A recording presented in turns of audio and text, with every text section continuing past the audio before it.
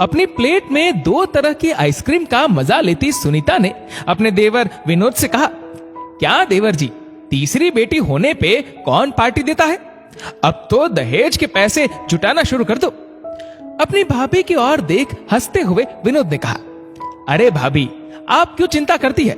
घर में खुशी आई है तो सबके साथ बांट ली, और फिर बेटियां तो अपना भाग्य साथ लेकर आती है। अपने देवर की बात सुन सुनीता मुस्कुरा के रह गई, जबकि असल में दिल खुशी से झूम रहा था। देवर के घर तीसरी बेटी का जन्म जो हुआ था। खुद सुनीता के 2 बेटे थे, इस बात का वो खूब घमंड रखती। 2-3 दिन में सारे मेहमान चले गए। अब घर पे थे तो विनोद, रुचि और तीनों बेटियां मानवी, अंकिता और तीसरी बेटी जिसका नाम सबने प्रीति रखा। समय अपनी रफ्तार से चल रहा था। बच्चियां एक से बढ़कर एक थी, चाहे पढ़ाई हो या घर में माँ की मदद करना। घर की दीवारें बेटियों की बनाई खूबसूरत पेंटिंग से सजती और अलमारियां उनके जीते मेडल और ट्रॉफी से। तीनों बेटियों की किलकारी और हंसी से विनोद और रुचि का घर गुलजार रहता। सुनीता कोई मौका नहीं छोड़ती रुचि को एहसास दिलाने का कि वो बेटियों की माँ है। देख रुचि, चाहे जितने इनाम जीत ले ये लड़कियां, पर दहेज तो फिर भी लगेगा। जोड़ना शुरू किया कि नहीं? रुचि अपनी जेठानी की बातों से जब घबरा जाती, तब विनोद समझाता, बेटियां अपना भाग्य साथ लेकर आई है रुचि, हमें तो बस उन्हें सही राह दिखानी है। फिर देखना, किसी बेटे वालों से कम सुख नहीं देंगे हमें हमारी ये तीनों बेटियां। जब कोई पूछता, क्या विनोद जी, कब तक किराए के मकान में रहेंगे? अपना घर नहीं बनवाना क्या? हंसकर विनोद कहता, जब मेरी बच्चियां कुछ बन जाएंगी तो समझो मेरा मकान भी बन जाएगा। फिलहाल तो मुझे मेरी बच्चियों का भविष्य बनाना है। समय अपनी गति से बढ़ता गया। रुचि और विनोद की तपस्या रंग लाई।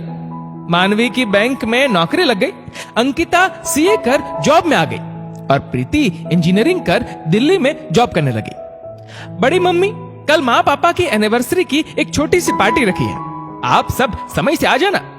मानवी ने अपनी बड़ी मम्मी सुनीता को फोन कर पार्टी का इनविटेशन दे दिया।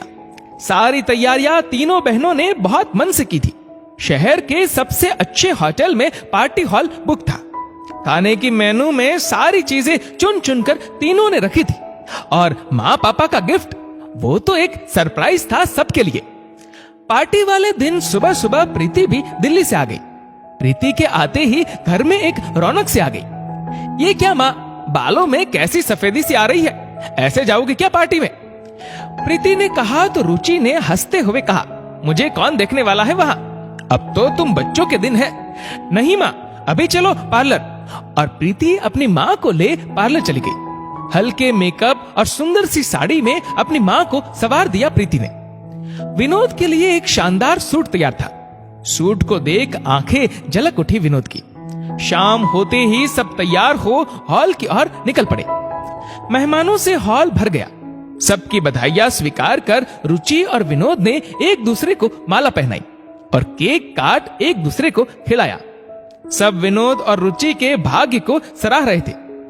सुनीता भी आई थी पार्टी में अपने पति और दोनों बेटों के साथ। पार्टी की भव्य तैयारी देख सुनीता जलन से भर उठी।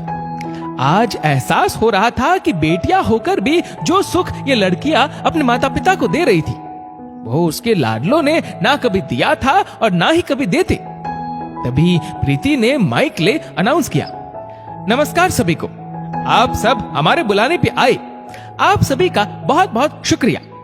अब समय है मेरे माँ पापा के गिफ्ट का, जो हम तीनों बहनों ने अपने माँ पापा को दिया है। लेकिन इसके लिए बाहर लॉन में चले सब। ये क्या है प्रीति?